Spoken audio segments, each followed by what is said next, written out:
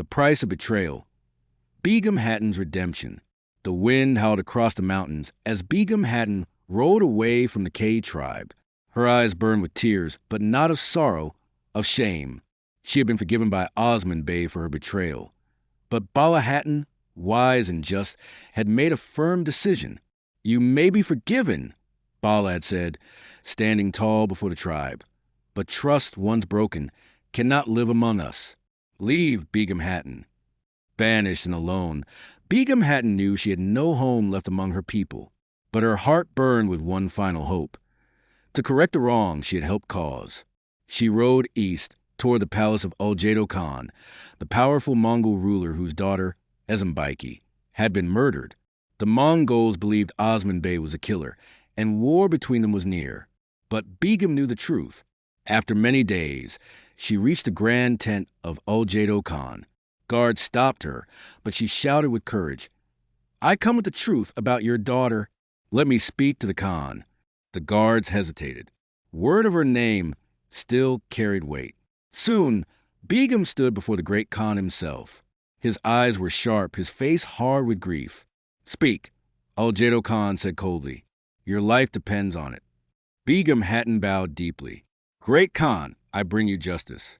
Ezembaiki was not killed by Osman Bey or the Turks. The real killer was Sofia of the Byzantines." The Khan's eyes narrowed. "And why should I believe you?" "Because I was once among those who betrayed Osman Bey," she confessed. "I live among the Byzantines. I saw the truth. Sofia poisoned Ezembaiki to turn you against Osman. She wanted war between you. I came here, risking my life to reveal this." Uljedo Khan was silent. Then he stood and turned his back. "If what you say is true, then the blood debt lies with Sofia." Meanwhile, Osman Bey gathered his warriors, expecting the Mongols to attack at any moment. The Alps stood ready, swords shining in the sun. But instead of war drums, they heard hooves and horns and a message. "The Mongols did not come to fight Osman Bey," the messenger shouted. "They ride for vengeance against Sofia of the Byzantines." Gasps spread through the tribe. Osman looked at Bala Hatun, who nodded slowly. "Begum Hatun kept her word," she said softly. "At Inagal Castle, Sofia feasted, unaware of the storm approaching. She had played her games well, or so she thought. But as the sun fell behind the hills, the sound of war cries shattered her peace. Uljedo Khan's army surrounded the castle. Mongol arrows darkened the sky. Fear gripped Sofia's heart. "To arms," she cried. But it was too late. The Mongols broke through the gates like thunder. Sofia tried to flee, but Uljedo Khan found her in the throne room. His sword gleamed like fire in his hand. "You took my daughter," he said, voice like ice. "Now I take your life." Sofia drew her blade and screamed, "I fear no man, not even death."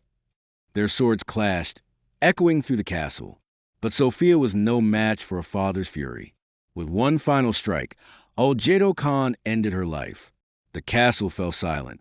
Later, Osman Bey stood before the Mongol tents. Uljedo Khan rode to meet him. "We are not enemies, Osman Bey," he said. "The one who caused this war is dead. Peace will remain between us, for now." Osman nodded. "May Allah guide us both." Before the Mongols left, Begum Hatun approached Osman. She bowed her head low. "I did what I could," she said quietly. "I know it cannot undo my betrayal, but I had to set things right." Osman looked at her for a long moment. Then he said, "The path of redemption is not easy, Begum Hatun, but truth is the first step." Bala Hatun came forward. "You may not return to the tribe, but you have earned honor again. Go and live as one who chose the truth." Tears welled in Begum's eyes. She bowed once more, then turned and walked away. The wind carried her figure into the distance, alone, but not broken. Thus, peace returned to the K tribe. A war was prevented, justice was served, and one woman, once lost in treachery, found her way back to truth. In the lands of the Turks, honor is life, and betrayal has a price. But even in the darkest times, redemption can shine like the morning sun.